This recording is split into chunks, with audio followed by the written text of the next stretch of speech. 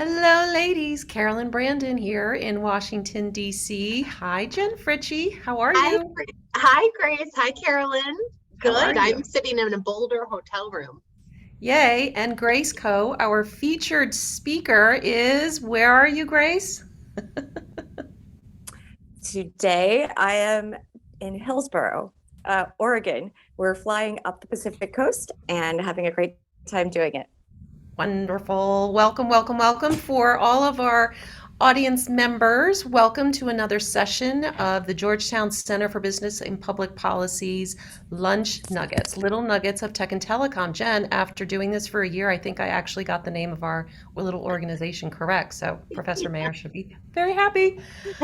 Um, so before we get started, I just wanted to get caught up with you, Ms. Fritzsche, in the world of Spectrum. You're actually in the real world, having participated in an auction recently. Yeah. Spectrum issues seem to be really creeping into headlines, certainly in our space. Was wondering if you're noticing an uptick in the conversation about what's next, or is it Yeah. really just here in the Beltway? No, I think it's absolutely what's next. You listen to AT&T's talking points. They're very much around 5G and fiber. And, certainly the first part of that talking point can't really work without more spectrum. And I think all eyes on auction 108, right? Which I am not involved in, which is the 2.5 spectrum auction, which we started next month. Right. And then there is the cliff, because nothing else has been identified for auction. And that's one of the reasons why we're so excited to have Grace join us today, because Grace, she has been literally around the world talking with, meeting with, and thinking through spectrum issues for many, many, many years. Your new title at Nokia, although it's not that new, is Vice President and Head of Government Affairs. So in that capacity, Grace, could you just share a little bit about yourself and what you do at Nokia in this role, just for the audience members who may not be entirely familiar with you? Oh, absolutely. And Jen, Carolyn, thanks so much for having me with you guys, chat with you guys. This is a topic that's near and dear to my heart. Partially because I did serve as the World Radio Communications Conference ambassador in 2019, where this is a very wonky, nerdy conference where a bunch of spectrum experts all over the world get together and hammer out on a treaty level what we get to do with spectrum globally. Obviously, it doesn't respect borders, so making sure the interference concerns are properly addressed and the allocations are laid out for innovation and continuation of critical services is paramount. But since then, I've joined Nokia and I do government affairs for them, and certainly that includes access to spectrum, which is very important to any telecommunications organization.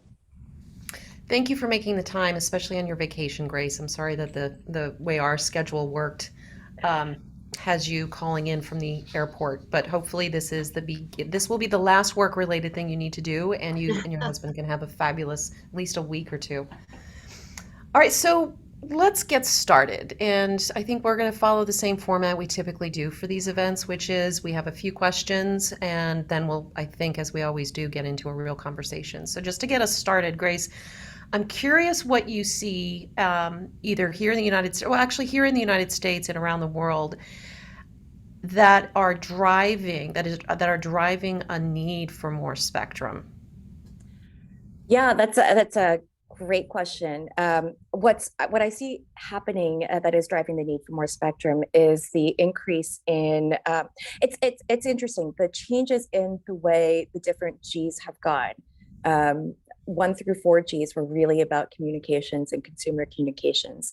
5G is much more increasingly about operations and business adoption of communications, which means using communications for things like, telehealth, remote logistics management, all sorts of other things, and enterprise digitization. 6G will be a bigger leap into that. I mean, you will see, I think, sensing, digital twinning. The metaverse is going to be much more of a real thing when you see 6G happen. So the uses for spectrum are really increasing. Let's not even forget So the industries that will be interested in this will be everything from automotive to, I think, services we haven't thought of when we think about augmented reality and metaverse type capabilities. Can you So you're seeing, explain? yeah. Go ahead. Oh, so digital twinning, what exactly is that? Things like essentially being able to interact in a virtual reality as a second as a second reality. It's the idea here is, and it sounds so far-fetched. I mean, this is pretty sci-fi, right? Right. But it's the idea is being able to meet with people in the virtual space in a way that actually is much more, I won't say tactile, but much more, the experience is richer than a Zoom call. You're telling me that something was going to be better than this? I am shocked and Hard to believe. surprised. I know. But Grace, it's I a know. timely comment because I was listening to CNBC this morning and Jim Cramer is interviewing Mark Zuckerberg in the metaverse tonight. There you go. So I There you heard go. about it. So yes, But on their there talking. are, I mean, beyond the talk show experience, I think you think about virtual surgery, right? I mean, that is very much an experience that could be done that way, or trainings, or just sort of. I think the uses for this haven't really been thought out, but imagine being able to practice your surgery as a med student and until you get it absolutely pitch perfect, right? Orchestras playing together while everybody's sitting in different countries. Things like that that's the kind of thing we're heading towards with 6G. So the uses for spectrum are enormous, and it's not just the communications companies that will be looking to provide that, depending on how the business models work out. So let's talk about that a little more. Picking up on your summary, really, of what you're seeing as driving the demand for more spectrum and more capacity in spectrum-based networks is clearly video. In all of the examples you mentioned, there was a video component to that. And it's in the video where you need, to have very crisp and clear connections, no jitter, et cetera. So that to me seems one of the, I would say, the general use case with applications through all of these verticals throughout the economy is, if I'm summarizing your point correctly. Among other things, but think also about audio, right? Think also about sensing. So one of the big applications for terahertz spectrum, spectrum above, I think, 250, is sensing. So there's a technology that allowed NASA, for example, to be able to tell, using spectrum, to be able to tell when one of the tiles, if even one of the tiles on the space shuttle were out of place, right? Mm-hmm. Because that could cause significant disasters. And you can use it to determine whether, for example, as you're inspecting a pipeline, what areas of the metal are weaker versus, and what needs to be shored up right away. So there are things like sensing, there's things like video, audio, certainly with the soundscape. So if you really want a rich experience, you're going to know where the sound comes from when you're sitting in that virtual meeting or, trying that virtual training. And that's going to be critical for understanding, for example, if you're doing a virtual training for, one thing that comes to mind is, search and rescue. Mm-hmm. That's going to be critical, getting the audio right and being able to plug it into the right spot so that it's as realistic a simulation as possible. That's going to take some bandwidth as well.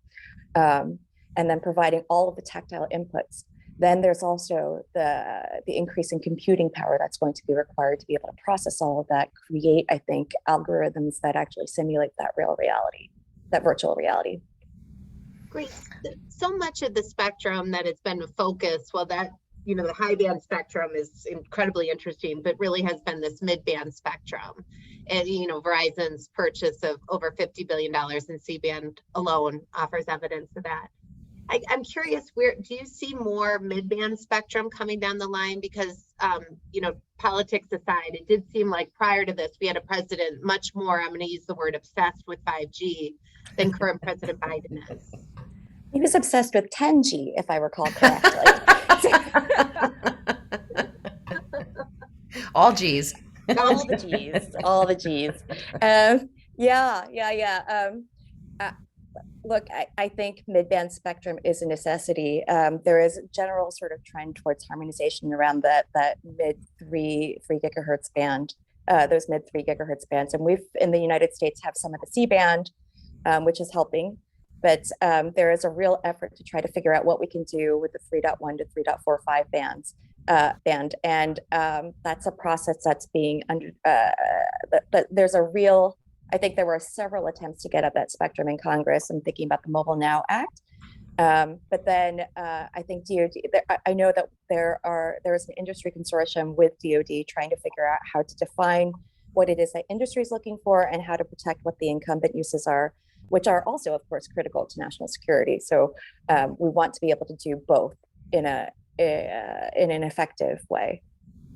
So Grace, can you talk us through from where you sit and having relationships with lots of different people and different kinds of participants in this ecosystem, where are the big players? And I don't mean specific companies. I just mean, who are all the different entities looking for spectrum? You made reference earlier. It's not just the network operators. It's additional players. Can you kind of walk us through where you see sort of big pressures in terms of different kinds of folks? And by folks, I don't mean literally people or individual companies, but different sectors going after spectrum that maybe we haven't seen before or might not have been interested up until recently. Yeah. So traditionally, you have you can define them by the services that we've got, right? So we've got mobile applications, mobile services. So that's your broadband and telecoms, and that's what we're traditionally. That's most of the people that we see at the FCC. But let's not forget about the radar and navigation services, and that encompasses a lot of what the DoD does. There are certainly specific classified communications, which are often run by satellites for DoD and other national security interests. Let's also look at, let's say paranavigational uses like radio altimeters. I don't know. I can't say it without breaking into a rash. And then let's not forget also earth sciences and the important sort of exploration, sort of pure scientific research that we do because of the natural properties of certain spectrum bands, as well as the more general sort of earth exploration, space exploration. Services that we engage in, all of which the United States has been sort of the leader on, and because we've allocated spectrum to these particular services. The thing now is that we have to share, I think, spectrum, or we have to figure out ways to continue to expand our uses and our leadership in all of those spaces by figuring out better ways for the services to coexist and use spectrum more efficiently. We've always shared spectrum, right? We've always done that. Can you get into that in some detail? Because I think I completely agree with you. I think there is a general lack of understanding what spectrum sharing is all about. And when we have conversations with folks and say, that's what the network operators are doing right now, is they're sharing their spectrum across their particular users, et cetera. That sometimes comes as a surprise to folks. So can you walk us through what your point here? Yeah, of course. Happy to do so. And thanks for the question. Well, let's take a look at sort of what happens within an operator, right? I mean, an operator will have several bands of spectrum that it's using and allocating across all of the users, time division, duplexing, frequency, a frequency division duplexing. That's all ways for operators to break up spectrum and share it among the users. But then between services, for example, you can have two services exist in a band as long as the rules are set so they don't interfere with each other. And some of this may involve things like simply pointing the antennas away from each other.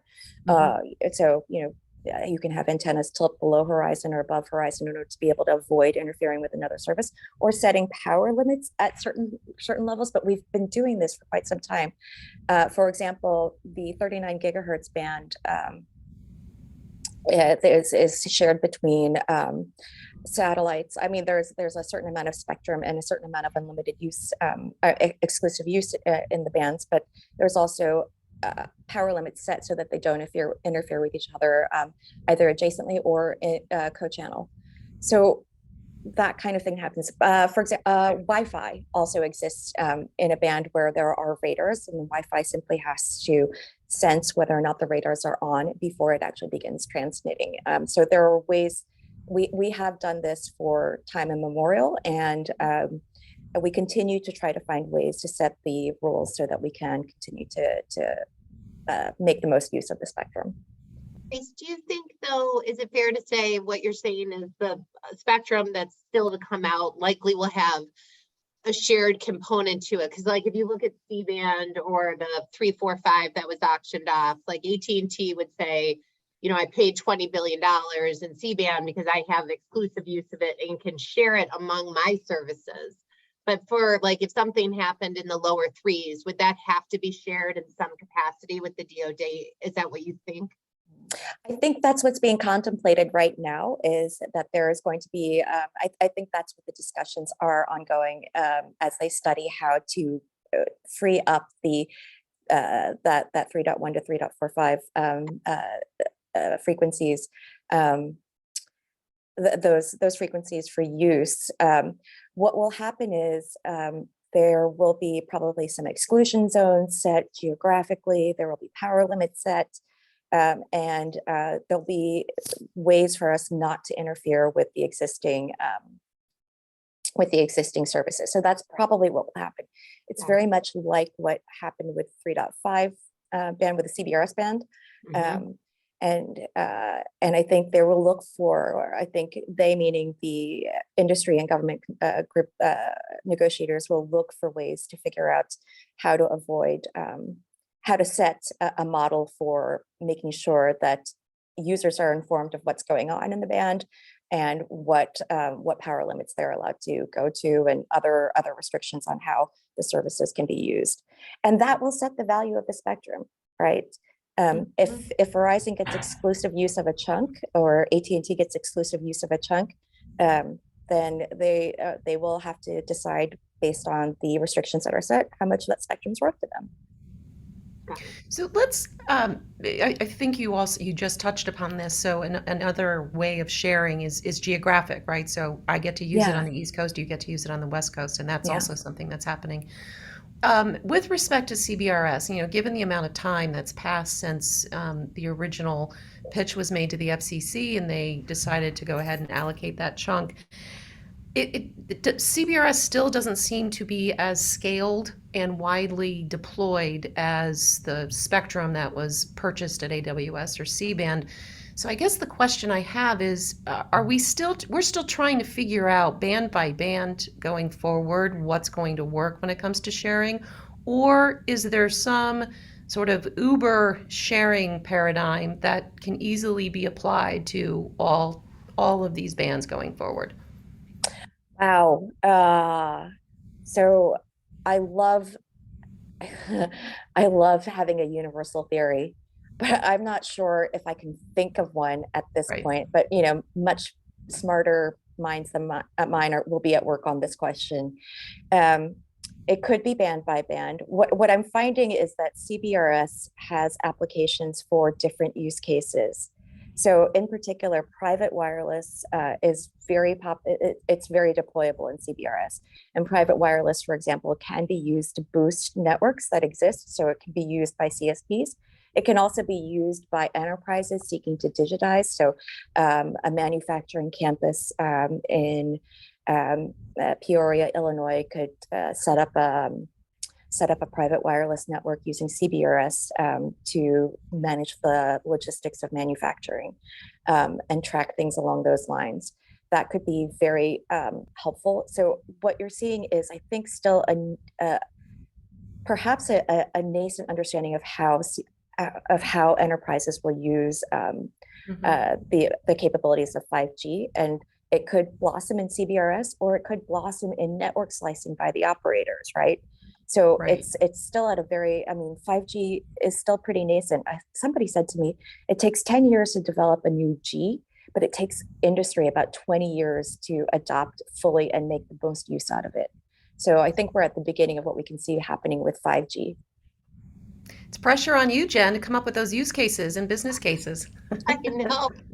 Grace, one question, because in mentioning the need for spectrum, it was noticeable to me that you didn't mention the cloud service providers. You know, I met with a very large communications company who was saying, you know, the amount that's gone to the unlicensed providers, the Googles of the world and whatnot, is somewhat unfair in their mind. Are you dealing with the Microsofts, Google? Do you think they are very much in the wireless market these days?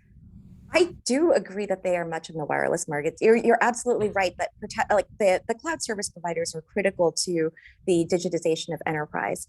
Mhm. And I think whether the business model breaks down in a way that you have separate pipe providers, let's say, people who do the connectivity and people who run the cloud platforms, or you'll have the Microsofts and the Googles getting directly involved in providing the connectivity as well, partnering or creating their own subsidiaries to do so. But that's going to be, and unlicensed certainly is a model that makes it easier to get quickly into that market. Of course, unlicensed has the downside of not being protected, right? And I think too many of these enterprise users will be so mission critical that you're going to want to have some protection.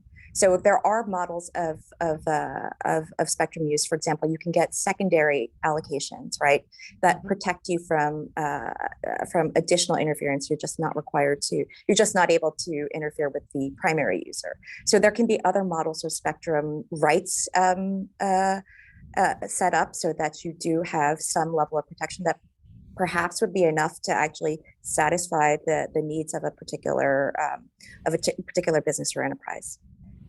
So what about can you envision a world, Grace, where it's truly just kind of everything is unlicensed, or is that way too many? That's way too Wild West. That we need some centralization, some awareness of who's doing what with what, and as you keep mentioning, we need at a certain level of quality of service, we need interference protections. Yeah, maybe I'm just not creative enough, but I can't imagine a world where it's all unlicensed. Here's what I do want to imagine. I want to imagine a world where pretty much every device or thing that you take out, you know, your little moisture sensor by the soybean plant, or your charging, your wireless charging generator and receiver, all of that can just be turned on and it knows what spectrum to go to, right? Like, we don't even want to think about this is the sci-fi world that I like, you know, outcome that I'd love to get to is just basically we can I can turn my phone on and it just figures out on its own what spectrum's available and what it can use, and it can be it can run perfectly without any interference. That's the world we need to get to. That way, any piece of spectrum that is where every piece of spectrum is being used as efficient, every band of spectrum is being used as efficiently as possible. That's still a long time away, I'm sure. And I think it's going to require some centralization until we find other technologies where we're using things like AI to predict spectrum uses and providing, I think, better signaling of when frequencies are available, et cetera. That's all the kludgy handoff stuff that we need to work out. It's just not seamless yet. So as a network equipment operator, or not operator, but manufacturer, what does that world look like for you guys as a company? I mean, are you building gear for that sort of world? Is it just kind of what's that vision look like for you guys? I think that that's the kind of research that we continue to do in terms of being able to sense and determine what kinds of bands are available for the equipment that we're using. And we continue to do all sorts of research on, figuring out what other spectrum is available and what can be used. We've got Nokia is part of something called the Millimeter Wave Coalition, which is interested in spectrum. I'd say, generally speaking, above 95 gigahertz, but a lot of it's sort of focused on even higher bands at 250, et cetera. This is spectrum that that can be used for the sensing capabilities, among other things, but also for things like uh, super huge pipes for backhaul, terahertz size pipes for backhaul. And we're doing research into all of that to try to figure out what other sorts of uses, innovations, and advances we can make. We're certainly doing spectrum sharing research to figure out how to make more of the efficient use of the spectrum as well. What about one term I did not hear you use, but I have started to hear from folks who are talking about the next industrial revolution and kind of that connecting everything world that you were describing, is quantum computing figuring into this along with AI. Is quantum coming up in any of the research and thinking you guys are doing? In all honesty, I don't have a great bit of insight into the quantum end of the Nokia research, but I do know from my old policy days that yes, quantum is part of that whole big data world that we're heading towards. And quantum is critical. There's a couple of things about quantum. It's just, it will be able to process more data in a significantly different and presumably faster way. That is all the work that has to be done. But I wish I knew more about it, but my knowledge there is a little bit sparse. You just shared more detail about the concept than I'm aware of, so we learned something here. Last question from me, and then I'll turn it over to Jen. Is there anybody doing something, stuff that's really cool and you think cutting edge in any other place in the world? Like anything cool going on in South Korea or, Bob's your uncle? Anything that you see? I think what I've been looking at mainly is at the 6G research that's been started. And we are looking at a whole bunch of different types of spectrum that will be required. 6G is going to be interesting. It's not going to require one particular band, right? I mean, 5G was, among other things, like we started talking about the multiple bands that we needed for 5G, like low band, mid band, and millimeter wave. And I think 6G is also going to look at a variety of bands and stitching them all together in a way that actually provides all of this, as somebody put it, connectivity to the human, kind of connecting things to the human. That's still, I guess the marketing slogans are still under but that kind of work. Yeah. So they will inject tiny little submarines that can go around and kill cancer cells. I can't remember the name of that movie from back in the 70s, but oh my god, but yeah, exactly. But things like that, but just all of it. So I just but it's interesting watching that's happening in Europe with Hexa X. Nokia is part of that, and Nokia is also part of the Next G Alliance here in the United States. And we're determining research agendas now, and certainly in Asia as well. That is well underway. It's important to keep an eye on that, and it's important to encourage and support that research. While we don't want government intervention dictating, I think, what those technologies will be for that form 6G. I think we certainly want government government shaping what the societal needs are, what the use cases could be, and helping to sort of promote the speed and depth of the research. Well, assuming the FAA and FCC can figure out, and NTIA can all figure out how to work together going forward, and there is a spectrum pipeline put into place, we might be well on our way to that future nirvana in the metaverse. Although having an alternate universe to be in, I feel like I'm already in an alternate universe. I work inside the Beltway. Seriously. Well, your mouth to God's ears, Carolyn. I hope we all figure this out, and I hope we don't have to wait till the metaverse to figure it out. Grace, during this, I've been taking copious notes, and I was wondering if I could give you my 3 takeaways and see if I translated your great words correctly. Oh, yeah, I'd love to hear. Perfect. Okay, my first one is spectrum sharing might be misunderstood, but we need to understand it because it's the way of the future. Agree, not agree? Agree. I think there's still a huge place for exclusive, right? But spectrum sharing when done right, can actually still bring about a lot of great innovations. Got it. My second point is the sci-fi world may be scary, but it requires centralization. But cool things certainly are to come, especially in the area of connected humans, or 6G and 5G. I think that's right. That's we're there are going to be some really, really interesting uses coming down the pipe if we can get our policy frameworks in the right place. And I think they will be beneficial to society. Perfect. And I guess my final one, and perhaps most important to Caroline and I, digital twinning will allow us a much better platform to do what we're doing and maybe do our hair perfectly without a blowout. I think that is the most important takeaway, quite honestly, right? Perfect. That was such a great, I literally have 5 pages of notes. That was oh my God. Thank you so much.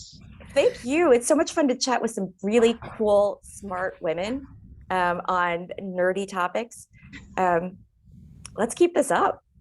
Perfect. Thank you, Grace, for your time. I hope you have a fantastic rest of your trip and do not need to worry about connectivity issues while you're out there bouncing around in Idaho. Yes. Absolutely. And lunch soon, hopefully, between us. Absolutely. Perfect. All right, Thank everyone. You, Thank you all very Carolyn. much. Jen, it was great to see you. And we'll see you all next month. We'll announce our date. I think it's going to be the last Wednesday of July. Is that I right? believe so. July Okay. 27th. Perfect. Thank you all, and have a great summer. Thank Bye. you. You See too. ya. Take care. Bye. Bye.